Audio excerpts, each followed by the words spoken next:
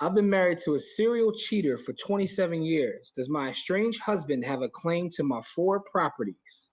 Oh man, this one I know this one gonna be terrible. 3 of the properties are solely in my name, and 1 has both of our names on it. I've been married for 27 years, and my husband and I have been estranged for the last 6 years. He's a serial cheater and has only held a job for 6 consecutive years. He's done small gigs here and there, but mostly does construction as his side hustle. We live in Pennsylvania. During our marriage, I've purchased 4 properties. At no point has he contributed to the purchase price. 3 of the properties are solely in my name, and 1 has both our names on it. One of the properties was a fixer-upper, and he did the work, and I gave him $900 per month for over a year. When the repairs were finished, he claimed one of the 2-bedroom apartments, and he rents his other room on Airbnb. I have a mortgage on the property that has 2 bedrooms, and he doesn't contribute to the mortgage. I recently bought another property to live in, and I pay him market rate to do the repairs on the property. I have a federal pension, a portion of which he is entitled to married or divorce. I'm a working class individual, so I don't have resources to burn. My question is, how much claim does he have to the properties if we divorce? And can I sell without his consent? Woo, man. Yo, the sell without his consent part, she can sell the 3 without without his name on it, without his consent.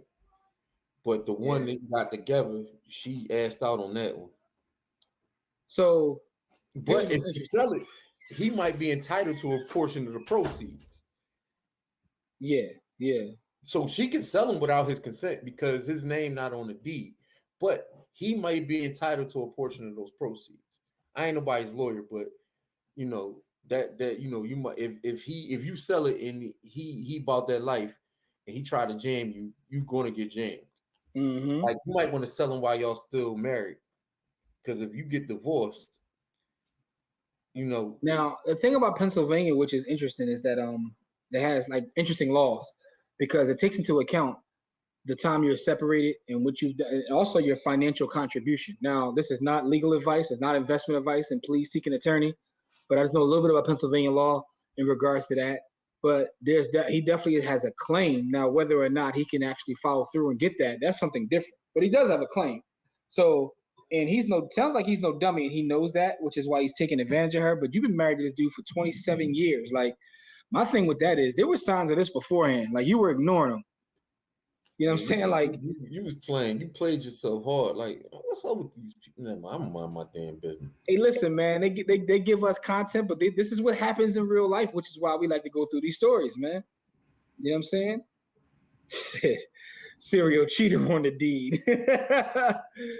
She's gonna take a huge L. Look at this, and this is my point right here, Adrian. Married to a serial cheater for 27 years, and he only worked for 6 of those years. Everything you are getting is what you allow.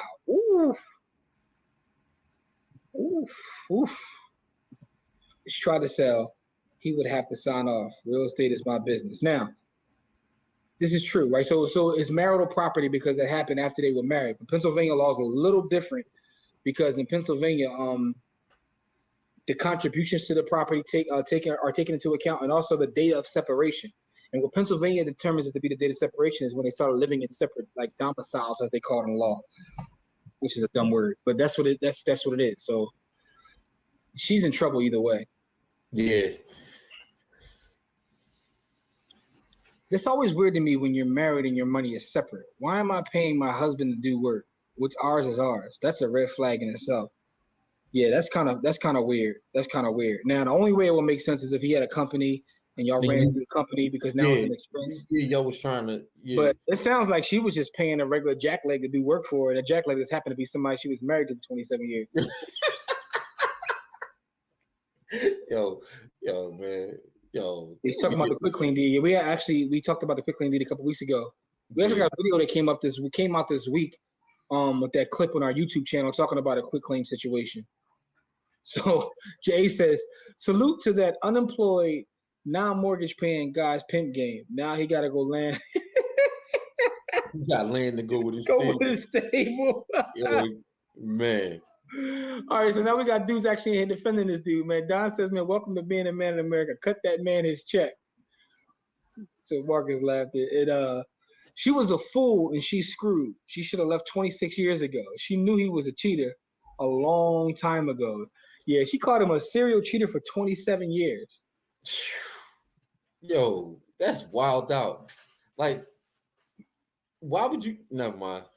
Man. Listen, I can't tell people what to do with their self-esteem, but damn, you're not doing that to me. We listen. I love me too Now, much to allow 27 years.